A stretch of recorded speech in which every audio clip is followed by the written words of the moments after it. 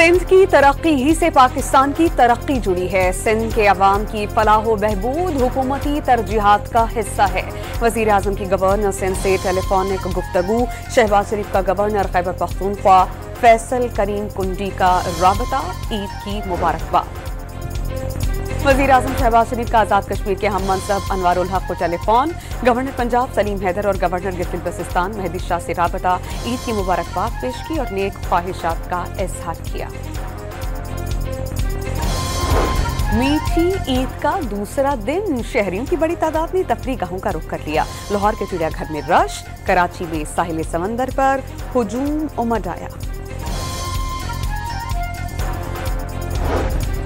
गैर कानूनी मुकीम, गैर मुल्की और अफगान सिटीजन कार्ड होल्डर्स के मुल्क छोड़ने की डेडलाइन खत्म। 31 मार्च तक 8,85,902 अफगान वतन वापस चले गए। वफाक वज़ीर दाखिला मोहसिन नकवी की शहीद कैप्टन मोहम्मद अली कुरैशी के अहले खाना से मुलाकात। शहीद की अजीम कुर्बानी को जबरदस्त अल्फाज में खिराज अकीदत पेश। बहावल नगर में कार और मोटरसाइकिल के तसादुम में खातून समेत 2 अफराद जान बहक, 4 जख्मी। रहीम बैर खान में गाड़ी और मोटरसाइकिल में टक्कर से एक शख्स जान से गया। जख्मी 2 अफराद अस्पताल मुंतकिल। ननकाना में ट्रैफिक हादसा, खातून की जान ले गया, 2 अफराद जख्मी। बहावलपुर में बच्ची से ज्यादती और कत्ल के 4 मुल्जिमान मुबैना पुलिस मुकाबले में हलाक।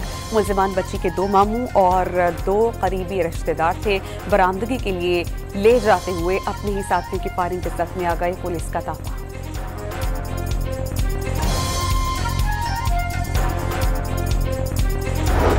न्यूजीलैंड में 30 रोज से मुकम्मल कौमी टीम आज ईद मना रही है। दूसरे वनडे मैच के लिए ट्रेनिंग सेशन भी आज ही होगा। दोनों टीम्स कल मैदान में उतरेंगी। 3 मैचेस की सीरीज में मेजबान टीम को 1-0 की बढ़तरी हासिल।